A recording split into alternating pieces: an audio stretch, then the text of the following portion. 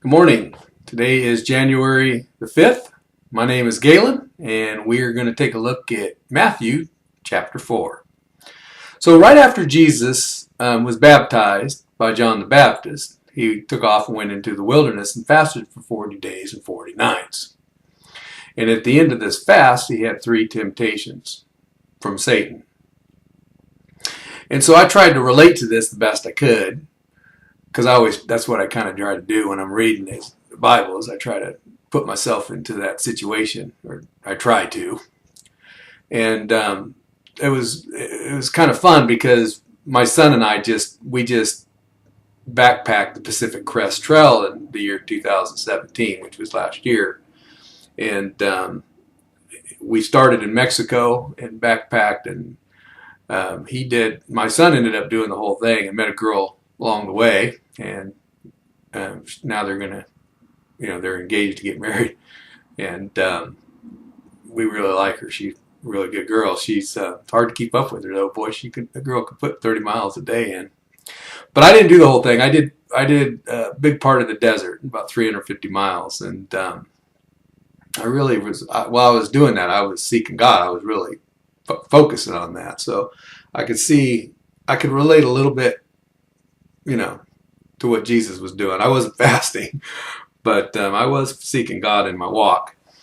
And so I could relate a little bit. But on the temptations, it's a little tougher for me to even talk about temptations because I don't feel that I'm worthy to do that. But I'm doing pretty good. But I don't know anybody that's really got it all figured out. You got to seek repentance all the time because we're always trying to figure it out. Sometimes we have to work at it. But for Jesus, the temptations would be different than for you and for me. So his had to do with kingship. His temptations was about his authority as being king and or being willing to give that authority up. And he was obviously not willing to do that. And so now the first temptation was about his basic need of food. He'd been 40 days and 40 nights with no food, and that was turning the stones into bread. And that one seems like that's, why not? If I was Jesus, maybe I'd have just turned stones into bread at the end of my fast. I don't know, but there was something to that. It was a temptation of Satan trying to tempt him to do something that, he wasn't supposed to do. And he's trying to get it out of his own pocket, trying to get Jesus to do that. I think that's what it had to do with. You have to wait. You have to wait. You have to wait when it's time to get that, and he knew that. And there's times when you do make those miracles, but he wasn't going to do them for himself. He was going to do them from other people. The second temptation was a little bit tougher, and I could see where that would really be hard for Jesus to deal with, and that was the fact that questioning his authority and who he was. If you really are the Messiah, King of Kings, throw yourself off the cliff and let the angels save you. They won't save you if you're not, but they will if you are. And there was a question of authority there, and I could see where Jesus wouldn't like that.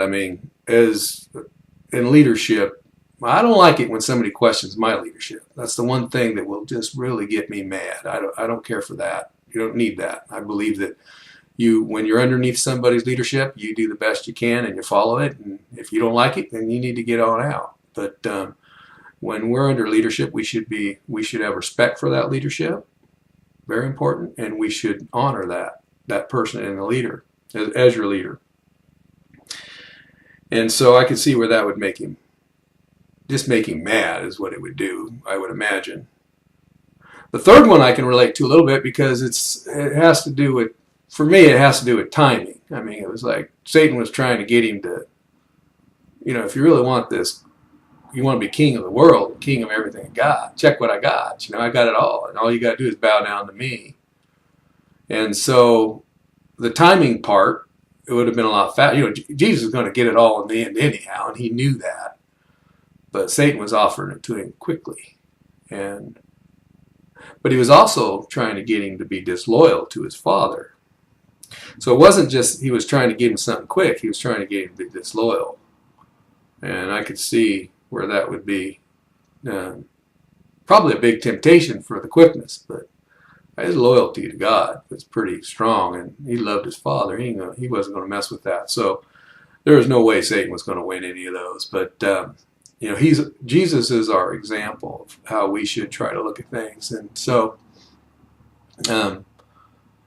for me, looking at Jesus, looking at his temptations and how he was able to deal with that, the one thing I think what gives us strength, to be able to get past temptations is the fact that he wasn't thinking about those things. He was hungry, but his mind was not on the food.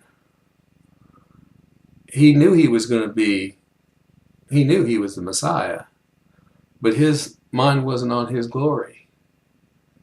And he knew he was going to be King of Kings and Lord of Lords, and he was going to rule next to God. But his mind was not on that. And so I think that was the secret for him. That was the secret to getting past those temptations. And I imagine that's probably the secret to us too. If you put your whole mind on something, say you're praying for a car or for a job or for money or something, and that's all you're thinking about, maybe it's not time for you to get that quite yet. Maybe somebody else needs it better than you. God, he'll deliver. He'll give you what you need. And but a lot of times it's about timing, and sometimes it's about where we're at. Sometimes it's not about where we're at all. Sometimes it has to do with somebody else. You're not receiving what you've been asking for because there's growth in the process, and it might be your friend or your family member that needs to grow in order for it to finally come to that conclusion. So we have to think about those kind of things. So, that's kind of what I got out of Matthew chapter 4. I hope you got something out of it as well, and it was fun to read. And so we're looking forward to getting on to Matthew chapter 5. I hope you join us, and see you soon.